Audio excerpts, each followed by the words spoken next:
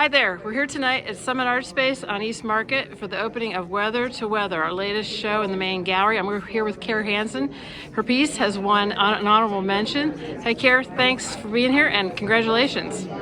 Thank you. I'm excited. I've never won an award at Summit Artspace before, so I'm surprised and thrilled with this. The take that I took for a piece here was the idea of a weathered piece.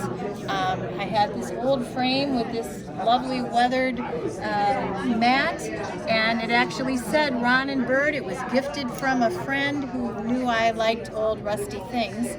And so when the show topic came up, I thought, ooh, I've got this really weathered, cool thing.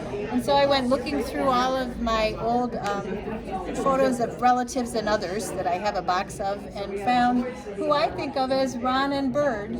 And then I did weather that photo myself, and so altered the old photo and found some other piece, and decided that my story for this piece was that Ron and Bird were happy here. Perhaps not always in '67 were Ron and Bird allowed to be happy.